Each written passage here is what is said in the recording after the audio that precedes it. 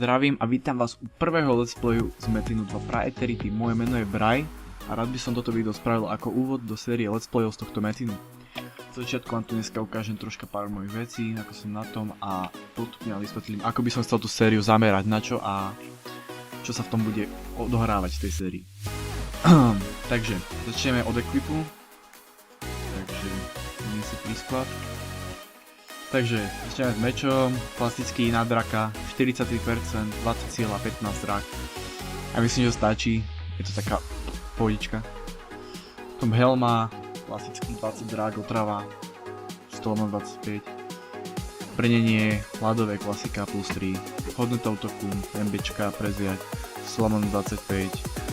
Krížový štít, ochrana proti bezvedomí, 20 drak, sila. Bohužiaľ sila nepadla 20, ale dal som z toho okolo 800 za čarok a už viacej do toho nedám. Ani dobre, ďalej máme náramok od stovky, klasika 12 príša v základe, paráda 20 ešte, čo je nejak 20 drák, 20 predmet.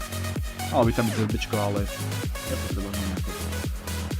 Potom tu máme zlaté boty, tie sú celkom pekné, ale mohlo byť 15 bezvedko. 3 KZB, 10 bezvedomí, 20 Critics, 25. Takisto náhrdelník, to proste veci, ktoré mi stačí na toho draka.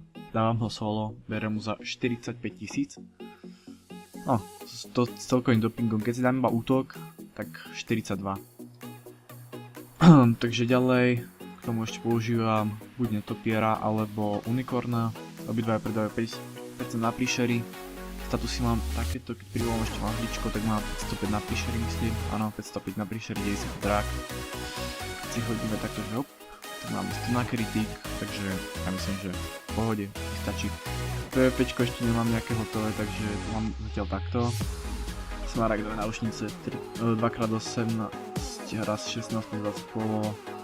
Smaragdové boty 2x18, 16 plus 3 KZB. Náhrdelník 2x18, raz 16, 14. Rozmýšľal som, že budem ešte točiť kvôli ZB, ale to sa ešte uvidí. A brnko 2x18, 16 a to sa bude tiež točiť, ale teraz sa nechce. Potom mám ešte jednu takú výbavu. To vám môžem prezradiť takú dobrú vec pri VPčke. Určite to veľa ľudí vie, ale čo nie. Takže spravíte si výbavu čiste s full inteligenciou, na 100 na 2. Takže pozrite si, máte 318 inteligencie, čo mám 2517, áno. Pozrite sa na tú hodnotu toku. Počkajte, to som mal si ukázať na to, počkajte. Ešte prehodíme, áno. 3200 hodnota toku maximálna, s čepelou 4000, áno. Takže teraz si prehodíme toto všetko, veci. To než sa prehodí, no dobre, máme 318, hop. No, sa mi nemodelilo, nevadí. Takže pozrite sa, mali sme teda 4000 sme tam mali, myslím, že skoro rovných. Teraz máme koľko, hop.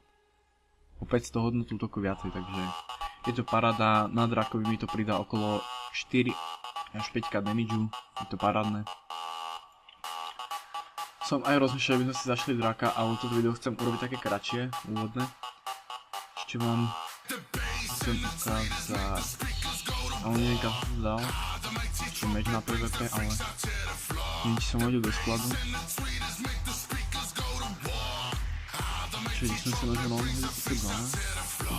Inak by mal niekto záujem o kamene zbraní, brnenia, kľudne zadarmo dám.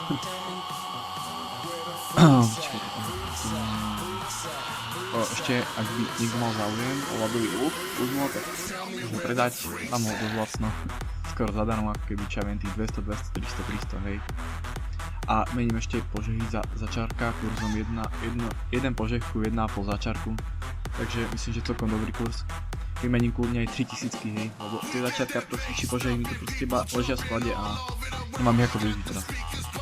Dobre, to bolo asi všetko, takže ja myslím, že by mi aj stačilo.